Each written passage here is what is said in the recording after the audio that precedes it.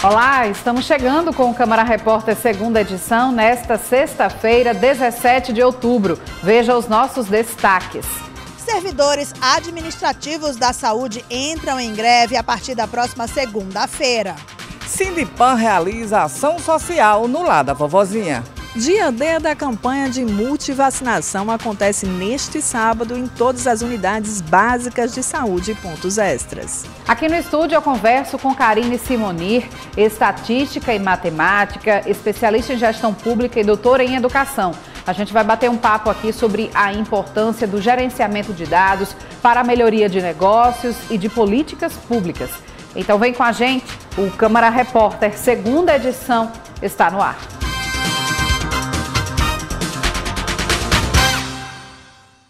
A Polícia Civil do Rio Grande do Norte concluiu o inquérito que investigava o caso de transfobia contra a vereadora de Natal, Tabata Pimenta. A repórter Edesiane Moreno tem mais informações.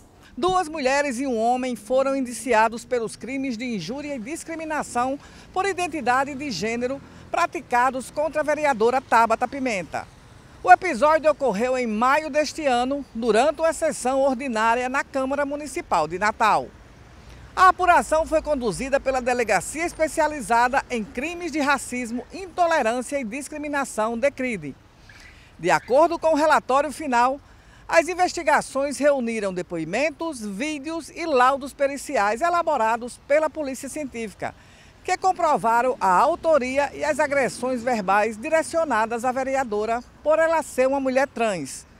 O relatório ressalta ainda que os ataques ocorreram em ambiente público e durante o exercício do mandato parlamentar da vítima. O caso foi encaminhado à Justiça. Agora a gente muda de assunto para falar em saúde. É que os servidores administrativos da saúde aqui no estado vão paralisar as atividades por tempo indeterminado a partir da próxima segunda-feira, dia 20. A repórter Simone Silva tem mais informações sobre as reivindicações da categoria. Os servidores administrativos da saúde vão paralisar suas atividades temporariamente a partir da próxima segunda-feira, dia 20 de outubro.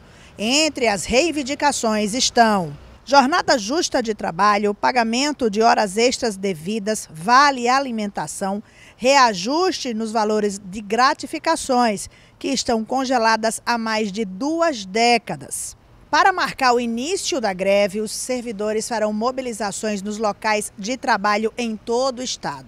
O Sindisaúde, que representa a categoria, promove um ato e uma audiência pública na Assembleia Legislativa a partir das 14 horas da próxima segunda-feira, com mobilização marcada para a Praça 7 de Setembro, que fica em frente à Assembleia. O Detran realizou nesta sexta-feira um mutirão de testes práticos de direção. A nossa equipe acompanhou o trabalho, que resulta em maior agilidade na emissão de novas carteiras de habilitação aqui no estado. No Detran RN, na Cidade da Esperança, o nervosismo toma conta dos candidatos que fazem os testes práticos para obter a carteira nacional de habilitação. Ao entrar no veículo e realizar as manobras, a atenção deve ser redobrada. Eu tô nervosa, mas eu tô tentando controlar, né? Mas fazer o quê? Já não passei em moto, aí agora eu vou tentar carro, para ver se eu consigo. Rapaz, é difícil, sabe? Muita gente não se controla não, sabe? Dá uns deslizes lá, né? Nas pranchas, nos mil fios, né? Que nem eu vi ali. Queima as faixas, passa por cima dos cones. É meio difícil. Agora eu não, porque eu não tenho muita dificuldade, porque eu já sei dirigir, sabe? Eu acho que foi o que mais me atrapalhou, o nervosismo na hora de fazer a baliza. E acho que o segredo é esse, na verdade, respirar e fazer com calma. Mas antes, o aguardo realmente é difícil. Tem que ficar centrado lá, respirando com calma, e ainda assim não deu certo. Nesta sexta-feira, o Detran RN iniciou o mutirão de testes práticos para obtenção da CNH. 1.100 vagas foram ofertadas nas categorias A, B e D. Hoje nós estamos com a previsão de atender 550 usuários na categoria de moto, carro e ônibus, né? O mutirão começou às 7 horas da manhã de hoje, vai terminar só quando nós atendermos o último usuário. Amanhã vamos repetir a dose. Mais 550 pessoas vão estar aqui nas dependências. Estamos funcionando no Detran, aqui da Cidade da Esperança, e utilizando uma pista de moto também na Zona Norte. No momento do teste, o coordenador de habilitação recomenda que os candidatos mantenham a tranquilidade. Revisar manobras previstas no percurso também ajuda. Uma boa noite de sono, se alimentar bem, chegar aqui, procurar manter a calma, controlar o nível de ansiedade, um exercício de respiração, tudo isso ajuda na hora de fazer o exame. Mas a calma é o mais importante, porque tudo que a gente faz com calma, com tranquilidade, evita ali os erros. E às vezes um erro simples, né, que você normalmente não cometeria. Mas pelo fato de estar sendo examinado, esse nível de nervosismo e de ansiedade sobe um pouco. Aquele candidato que terminou a autoescola há muito tempo, e ele está sem pegar no carro, está sem fazer uma baliza, é importante que ele chegue e treine um pouquinho ali, um dia, 2 dias antes do exame, né, para recobrar ali um pouquinho mais a técnica. O próximo mutirão para testes práticos está agendado para os dias 31 de outubro e 1º de novembro. As inscrições podem ser realizadas no site do Detran. Podem se inscrever através do portal de serviços do Detran. 3 dias antes, em média, a gente abre o agendamento para o mutirão do dia 31 e do dia 1º próximo. Então, tudo pelo portal de serviço. Login e senha preparados, entra lá e garante sua vaga. A prioridade são pessoas que estão realmente com um processo próximo de vencer? A gente faz um recorte na realidade, né? 1 mês e meio para frente, para dar oportunidade ali àquelas pessoas que estão com o processo a vencer até 1 mês e meio à frente. Os professores de todo o país já podem solicitar a Carteira Nacional de Docente do Brasil por meio do sistema Mais Professores do MEC. O documento é gratuito e tem validade de 10 anos e aceito em todo o território nacional. Podem solicitar a Carteira Nacional Docente do Brasil professores da rede pública e privada de todos os níveis e etapas da educação. O objetivo é valorizar a categoria e ampliar o acesso a benefícios exclusivos oferecidos pelo programa Mais Professores. Com a carteira, os docentes terão direito a meia entrada em cinemas, teatros e shows, além de descontos em hotéis, lojas e serviços conveniados ao programa Tô com Prof. Também haverá cartões de crédito com condições especiais e outras vantagens. Para ser elegível, o professor deve ter CPF irregular junto à Receita Federal e estar em exercício da atividade docente em uma instituição de ensino. Para solicitar o documento, basta acessar o sistema Mais Professores e fazer login com a conta gov.br. Clicar no botão Solicitar CNDB, preencher os dados de contato, endereço, e-mail e telefone e clicar em Confirmar, enviar a foto que será utilizada na carteira seguindo os parâmetros indicados em orientações para a coleta da foto. Verificar os dados exibidos na prévia e, se tudo estiver correto, clicar em Confirmar emissão. Caso haja erros, é possível corrigir por meio do link, ajustar informações. Após a confirmação, será gerada a versão digital da carteira, que pode ser baixada imediatamente e já dá acesso aos benefícios do programa. E veja a seguir os preparativos para o dia D da campanha de multivacinação que acontece neste sábado. E ainda, Lar da Vovozinha tem tarde especial com doação do Sindicato de Panificadores aqui do estado. Não saia daí que nós voltamos já.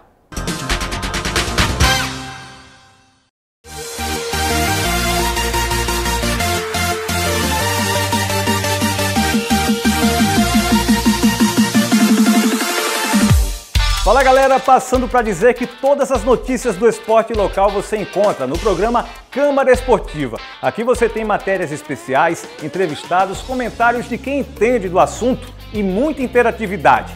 Lembrando que estamos no ar de segunda a sexta-feira ao vivo, sempre a partir de 1h20 da tarde. Te espero aqui na TV Câmara Natal. Até lá!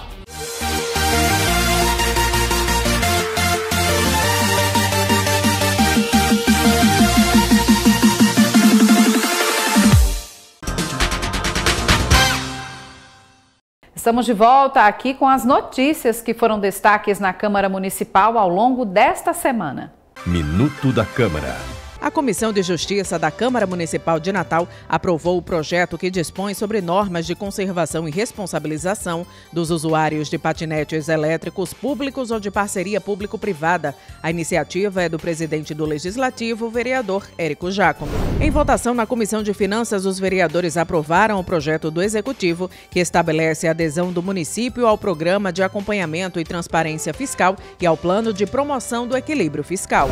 Os parlamentares receberam o prefeito de Natal, Paulinho Freire, que entregou 3 projetos. As matérias servirão de base para o lançamento do edital de licitação do transporte público da cidade, como explica o presidente da Câmara, vereador Érico Jacome. Eu não tenho dúvida que esse vai ser o primeiro passo para que o transporte da nossa cidade venha com qualidade e com conforto e, no final de tudo, quem ganha é Natal. O projeto de requalificação da orla da Praia de Ponta Negra vai ser debatido em uma audiência pública promovida pela Prefeitura de Natal. O debate vai ser aberto ao público e acontece no próximo dia 31. A repórter Simone Silva tem mais informações. A Prefeitura de Natal realiza no próximo dia 31 de outubro a primeira audiência pública sobre o projeto de urbanização e paisagismo da orla de Ponta Negra. O encontro é aberto à população, instituições e entidades interessadas e ocorre a partir das 9 horas no Hotel Praia Mar, em Ponta Negra. Durante o encontro será apresentado o diagnóstico técnico preliminar, que reúne aspectos ambientais, funcionais, sociais e urbanísticos da orla. A população pode colaborar com críticas e sugestões que vão subsidiar o termo de referência e as diretrizes do concurso público nacional, que vai escolher o projeto que vai definir o futuro da orla da praia. Os interessados em se manifestar oralmente durante o evento podem sinalizar antes e durante. Terão direito à fala por 3 minutos. Serão permitidas ainda contribuições por escrito antes e posteriormente, por meio do e-mail gt@orladepontanegra@gmail.com. Em alusão ao Dia Mundial do Pão, celebrado nesta última quinta-feira, dia 16, o Sindicato da Indústria de Panificação e Confeitaria do Rio Grande do Norte realizou nesta tarde uma ação social no lar da Vovozinha, aqui em Natal. Em um gesto de carinho e solidariedade, o Sindicato e a Associação das Indústrias de Panificação, Sindipan e AIPAN, celebraram o Dia Mundial do Pão, comemorado em 16 de outubro, de um jeito especial, levando o sabor e o aconchego de um café da tarde ao lado da Vovozinha. Mais de 50 quilos de massas, entre pães, bolos e salgados, foram doados na ação. Olha, a gente tem um carinho muito especial por essa entidade aqui.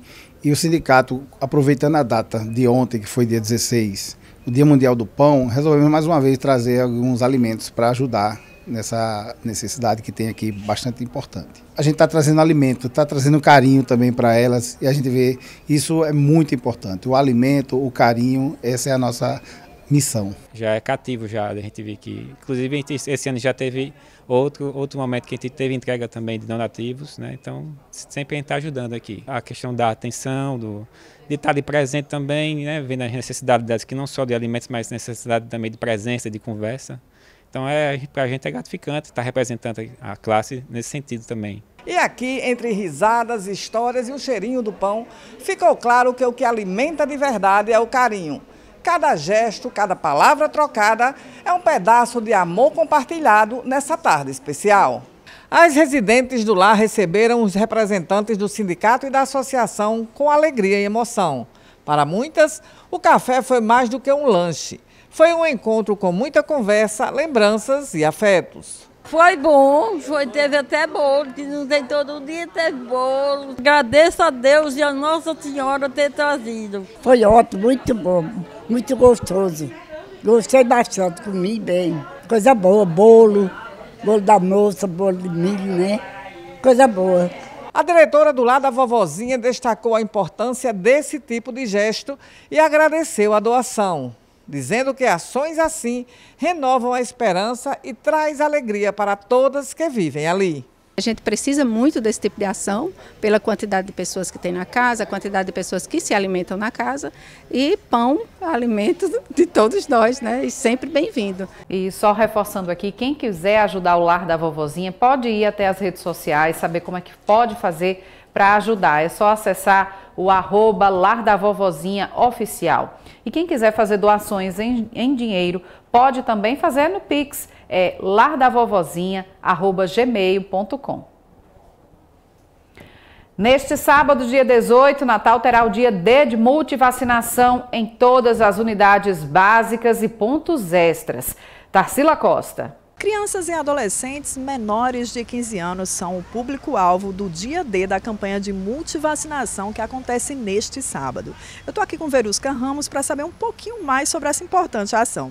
Verusca, qual o objetivo, né, da campanha de multivacinação? Porque ela, na verdade, começou dia 6, vai até o dia 31, mas esse dia D é justamente para otimizar esses atendimentos. Eu queria que você falasse quantas unidades estão envolvidas, qual o objetivo da ação.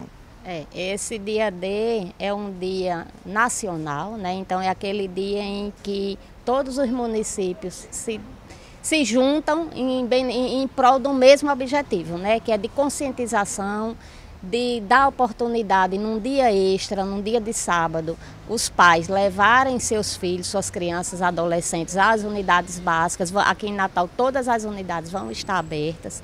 Além nós teremos as 60 salas de vacina aberta e os shoppings também farão horário diferenciado amanhã, porque as unidades elas vão de 8 às 12, mas 10 dessas unidades vão estar estendendo o seu horário o dia inteiro.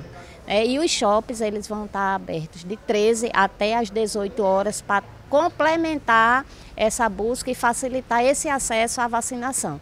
Lembrando que são todas as vacinas do calendário da criança e do adolescente, principalmente a tríplice, a febre amarela, a HPV, para que todos os pais tenham a oportunidade de estar atualizando as cadernetas, né, para que a gente consiga bloquear, principalmente com relação ao sarampo, que é uma doença que a gente sabe que retornou, né, agora em 2025, e aqui no estado a gente ainda não tem casos, mas a gente precisa bloquear para que não cheguem novos casos aqui.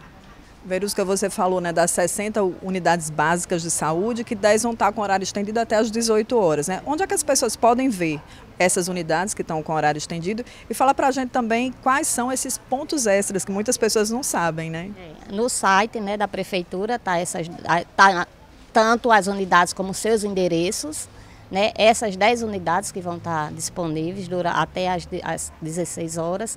E os pontos extras é o Midway e o Partage, os dois vão estar abrindo no mesmo horário, a partir das 13 horas e ainda até às 18.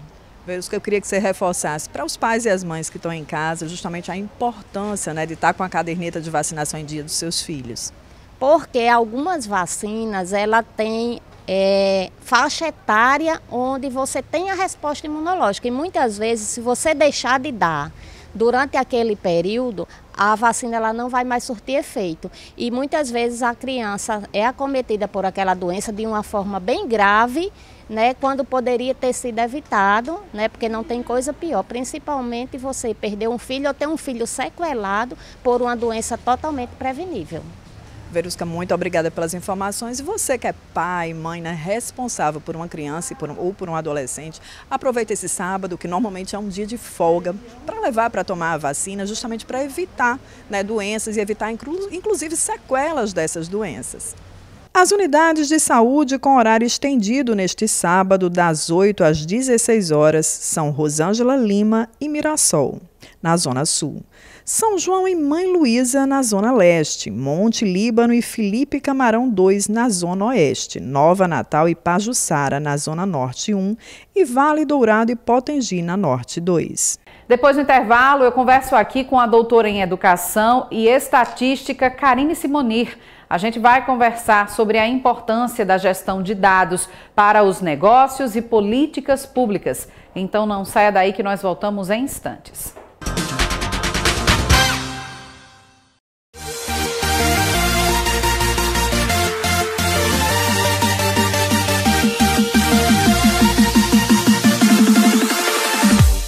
Fala galera, passando para dizer que todas as notícias do esporte local você encontra no programa Câmara Esportiva. Aqui você tem matérias especiais, entrevistados, comentários de quem entende do assunto e muita interatividade. Lembrando que entramos no ar de segunda a sexta-feira ao vivo, sempre a partir de 1h20 da tarde. Te espero aqui na TV Câmara Natal. Até lá!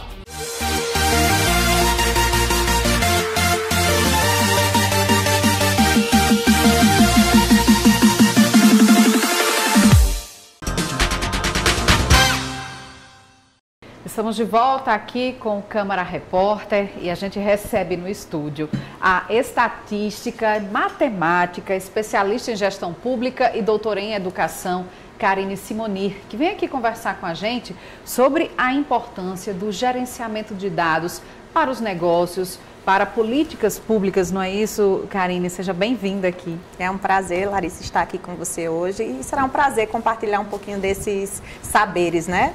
Em relação a como utilizar os dados, qual a importância deles. Exatamente. Quando a gente fala de dados, tem muito essa coisa que muita gente não sabe analisar, não sabe como fazer um bom levantamento, não é isso, Karine? Mas isso porque muitas vezes as pessoas não entendem a importância, né, do que fazer com esses dados. Por onde começar quando a pessoa quer entender uma realidade de um negócio de uma empresa, por exemplo? Bem, eu costumo dizer que falar sobre dados é ir muito além do que falar sobre números, porque quando você enxerga os dados de uma maneira um pouco mais densa, né? Vamos dizer assim, a gente enxerga ele de uma forma mais ampla, com uma visão mais sistêmica. A partir desse dado, você pode gerar uma informação, transformando essa informação em um conhecimento, em um insight, até gerar resultado por meio deles. Então, por exemplo, se formos pensar em dados relacionados a atendimentos médicos, vamos pensar assim. Então, qual a necessidade de ampliação do quadro de funcionários de uma UPA, por exemplo? Eu poderia simplesmente estar analisando a quantidade de pessoas que procuram aquela determinada unidade básica de saúde e, a partir disso, identificar quais são os horários que há o maior fluxo de pessoas, quais são as principais necessidades, queixas que aquelas pessoas daquela região elas necessitam, para aí sim estar pensando, planejando em como essa unidade básica de saúde poderia ser mais efetiva, né? Então, isso pensando no atendimento público. E isso tudo, então, começa com uma simples pesquisa, um questionário, como é que seria? Eu posso pensar isso com uma simples pesquisa de dados que já existem, como, por exemplo, nesse contexto que eu acabei de relatar, eu poderia estar olhando o prontuário médico, eu poderia estar observando o prontuário de atendimento da unidade, mas eu posso também estar coletando informações como essa, indo a campo, né? Diretamente, questionando pessoas nas ruas, e aí você tem inúmeras pesquisas que são constantemente divulgadas, né, resultados que são constantemente divulgados, e muitas vezes só aparece na imprensa e até na sociedade de maneira geral, muito fortemente em período eleitoral. Mas, por exemplo, qualquer pessoa que queira abrir um negócio novo, queira empreender, é muito importante que ela compreenda que um negócio pode ser muito mais bem sucedido, a abertura de um novo negócio, se ela fizesse, por exemplo, uma pesquisa para identificar a viabilidade daquele negócio. Exatamente, então, do que simplesmente, estou com a ideia, quero abrir aqui, enfim, uma padaria aqui na esquina de casa, mas será se há necessidade, né? Será que o ponto é um ponto estratégico? Será que eu tenho público naquele determinado lugar para atender, para o que eu quero oferecer, né, naquela região? Né? Então, por exemplo, quando você está falando de estudo de viabilidade de negócio, eu posso exemplificar para você recentemente uma empresa de construção que me procurou a Metadata, né, que é a empresa de consultoria que é orientada a dados que eu estou à frente, e lá o que é que nós fizemos? É viável construir e haverá demanda para um condomínio de casas, um condomínio fechado de casas, porque a pessoa tinha uma ideia de construir casas, mas ele não sabia se ia ter público ou não. E nós fizemos esse estudo nessa região, foi possível identificar, inclusive, que qual seria o valor médio que as pessoas pagariam. Então, todas as estratégias do negócio que essa pessoa foi estabelecer, tanto numa perspectiva comercial como em que tipo de estratégia de marketing poderia ser utilizada, ela utilizou com base nessa pesquisa, onde Exatamente. nós controlamos, inclusive, o quão confiável é esse estudo por meio do que normalmente só se fala em pesquisa eleitoral, que é falar de 95% de confiança, 99%, tantos por cento de margem de erro. Então, isso é muito importante e conscientizar as pessoas da importância desses dados, porque é uma forma, eu costumo dizer, inclusive, que os dados, ele pode ser nós podemos enxergar os dados como um sexto sentido, o novo sexto sentido. Né? Porque mesmo. Os sentidos, eles nos servem para antecipar, fazermos previsões sobre as coisas. E os dados, ele é uma forma de antecipar o futuro.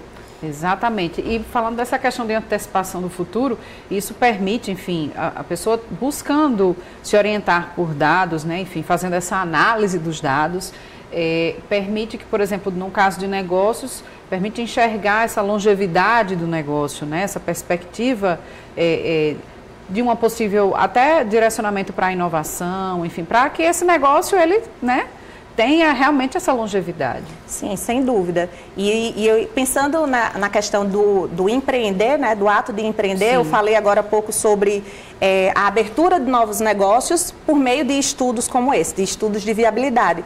Mas eu poderia estar falando com você aqui sobre negócios que já estão abertos, mas, por exemplo, eu estou com baixa demanda.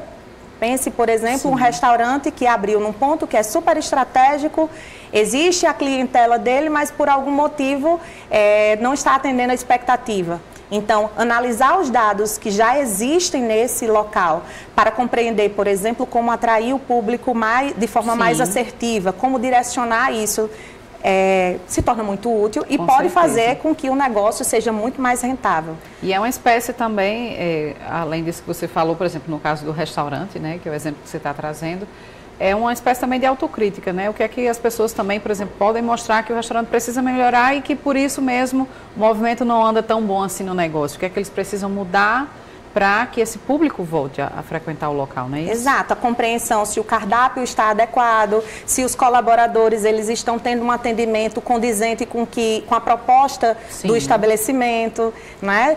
Qual a satisfação, será que é o tempero, é o sabor? Então, tem inúmeras informações que poderiam ser apresentadas, né, por meio da coleta de dados, para que esse empreendedor, né, esse estabelecimento pudesse ser transformado, talvez resgatado, ou simplesmente observar que não é viável estar naquele local. Né? Isso.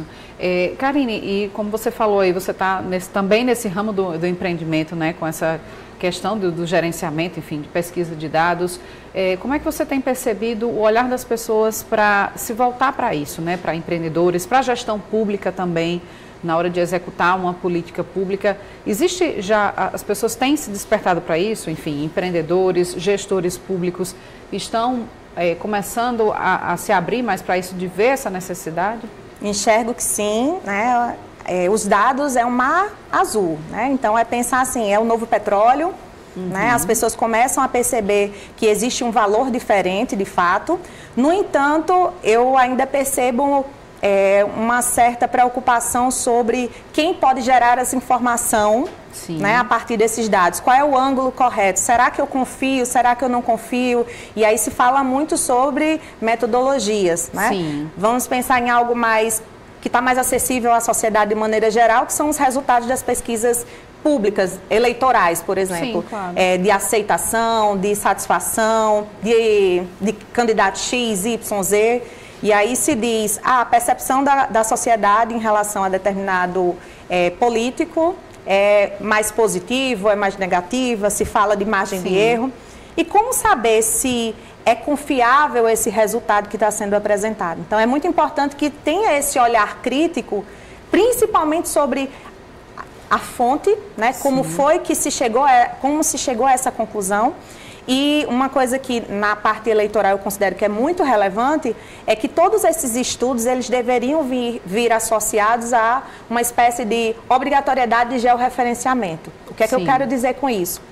Se eu pergunto para você, Larissa, você já foi abordado, por exemplo, num espaço como um shopping qualquer, né, que seja numa calçada de um shopping, onde o fluxo de pessoas é muito intenso. Sim.